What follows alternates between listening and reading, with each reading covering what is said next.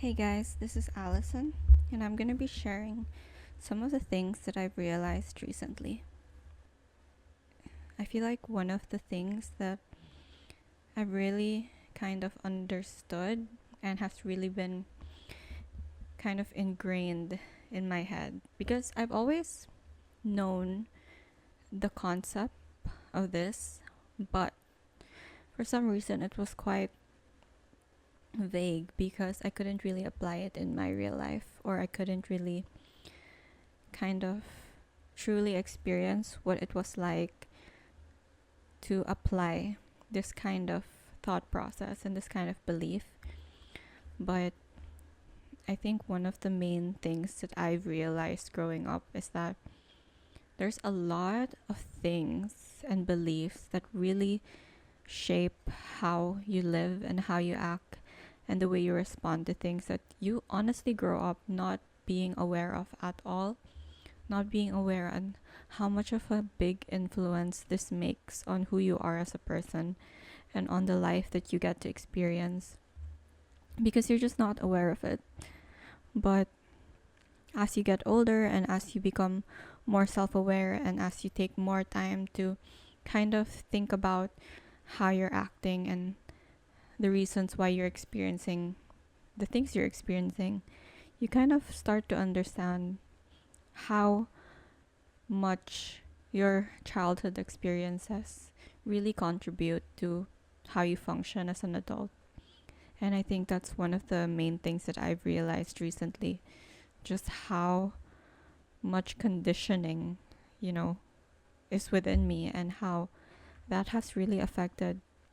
the way I experience things like my friendships and how I kind of process my emotions and how I react to certain things. And it's quite difficult because they say that once you're aware of it, it is possible for you to change it and to kind of switch that belief into something that can work for you. You know, it's a lot easier said than done because it takes a lot of practice. And even if in your head you kind of know that, oh, it should be this way and I should be acting this way, and you feel like you've learned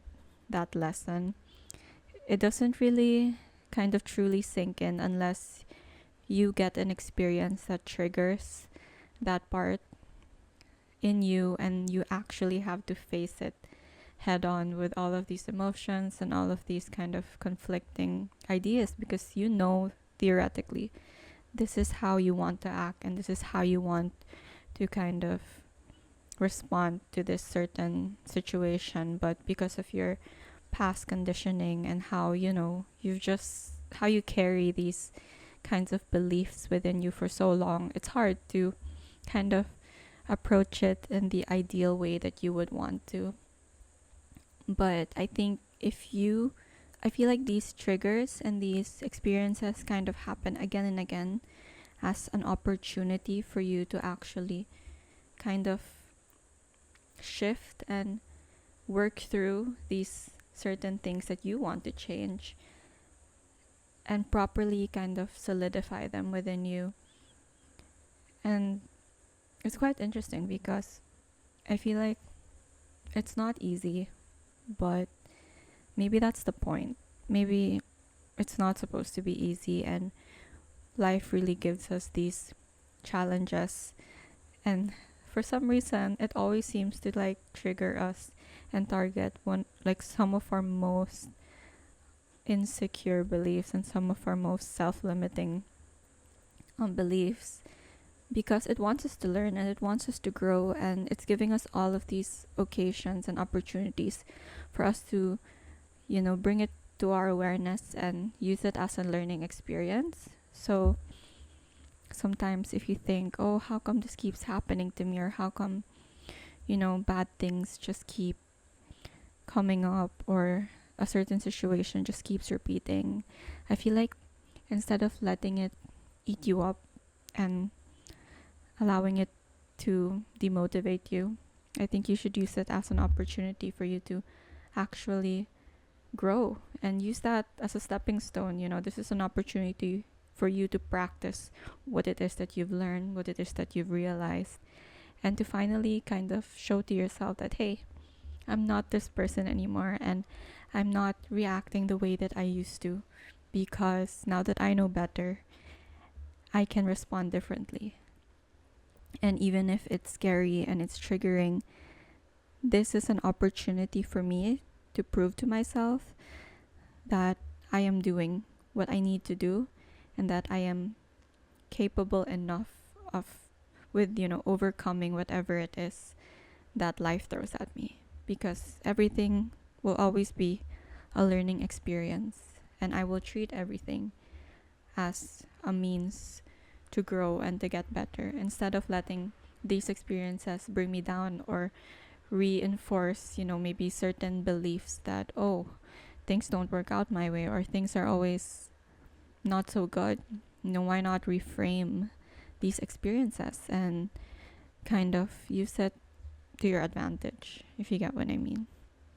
Yeah, that's one thing that I've kind of really had to face recently and realize, wow, okay, so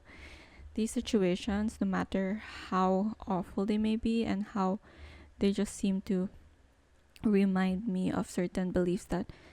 I've always apparently carried, and growing up, I can actually change it. And it may not be easy, but I can do it, because I am aware now, and I am a lot more conscious of what it is that I think and how it is that I act. I'm also a lot older, and I've come to realize that these things that you experience when you're younger, as much as they're not the best and they're not your fault, at this point in your life, you have to take responsibility for changing them and for doing the work that you need to do in order to give yourself a better life and give yourself the love and maybe the care and the understanding and affection that maybe you did not receive when you were younger. It's your responsibility now to step up and be that person for yourself. As much as we shouldn't shame ourselves for, acting the way we did and responding the way we used to, because, the things that we experienced when we were young were not really our fault. We were just trying to do what we could to survive. But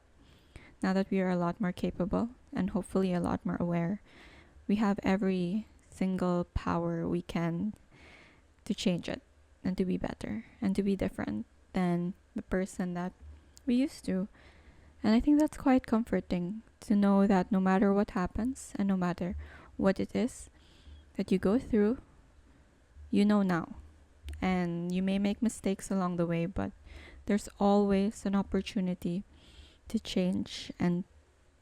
to be better. And I think that's what life is, that's a part of what life is all about, just improving and kind of growing as a person. It doesn't have to be perfect, but every step kind of leads you